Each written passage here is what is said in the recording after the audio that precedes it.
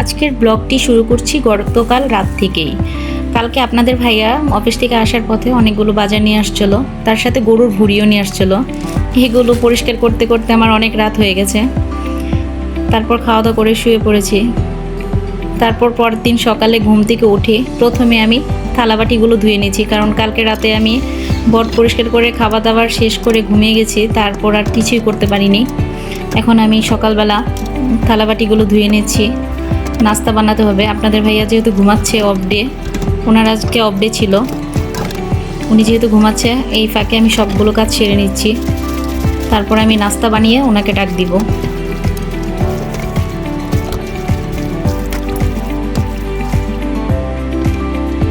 এই তো আটা সিদ্ধ করার জন্য আমি একটা পাতিলে পানি দিয়ে দিলাম। এখন আমি যেহেতু আজকে পরোটা বানাবো, তাই আমার পানিটা আগে সেদ্ধ করে নিতে হবে। পানিতে আমি একটু লবণ দিয়ে দিয়েছি পরিমাণ মতো। এখন আমি আটা দিয়ে দিচ্ছি। আটাটা ভালো করে সিদ্ধ করে মথে তারপর আমি পরোটা করে নিব। এই তো যেহেতু আমরা মানুষ দুইজন, তাই আমাদের অল্প হলেই হয়ে যায়।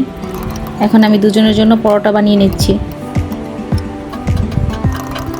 আজকে যেহেতু ওনার অফ ডে, তাই ভাবলাম একটু স্পেশাল করে পরোটা বানিয়ে দিই। এই জন্য তেলের বদলে আমি ঘি দিয়ে ওনার জন্য পরোটা ভাজলাম। আপনাদের ঘি দিয়ে পরোটা কার কেমন লাগে অবশ্যই কমেন্ট করে জানাবেন। আমার তো খুব পছন্দ। একদম সিম্পল নাস্তা তৈরি করলাম, পরোটা আর ডিম পোস্ট। যেহেতু একটু দেরি করে ঘুম থেকে উঠেছি, আবার দুপুরে রান্নার প্রস্তুতিও নিতে হবে, তাই একদম সিম্পল নাস্তা করলাম। নাস্তা খাওয়ার পরে প্রচণ্ড গরম লাগছিল, ভাবলাম দুপুরে রান্না করার আগে একটু ঠান্ডা ঠান্ডা তরমুজ খেয়ে নিই। কালকে রাতে আপনাদের ভাইয়া অফিস থেকে আসার পথে তরমুজ নিয়ে আসছিল। এই তো দুজনে গল্প করছিলাম আর তরমুজ খাচ্ছিলাম। এই তো খাওয়া দাওয়া শেষ। এখন আমি রান্নার প্রিপারেশনের জন্য চলে আসছি।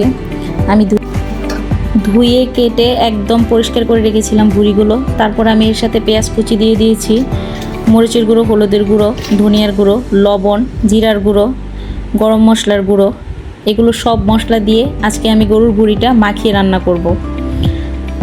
আমার কাছে গরুর ভুঁড়ি মাখিয়ে রান্না করলে ভালো লাগে, আপনাদের কাছে হয়তো বা ভালো নাও লাগতে পারে। আর কার কার কাছে ভালো লাগে অবশ্যই কমেন্ট করে জানাবেন। আমি পেঁয়াজটা একটু বেশি পরিমাণে দিয়েছি, যেহেতু আমি একদম ভাজা ভাজা করে ফেলবো। তো বলক চলে এসেছে, ঢাকনা দিয়ে ঢেকে দিলাম। এখন আমি কয়েকটা কাঁচামরিচ দিয়ে দিচ্ছি। আমার কাছে কাঁচামরিচ খুব ভালো লাগে, তাই। গরুর ভুঁড়ি কিন্তু ভালোভাবে কষাতে হবে, তাহলে খেতে বেশি ভালো লাগবে। আমি একদম ভালো করে ভাজা ভাজা করে কষিয়ে নিব।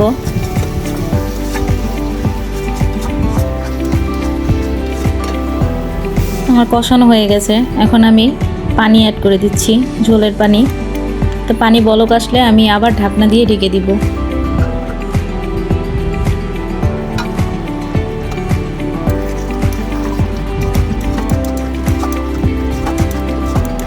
আমার রান্না প্রায় হয়ে গেছে। এখন আমি একদম শুকিয়ে নিব, ভাজা ভাজা করে নিব। এই তো প্রায় শেষ রান্না।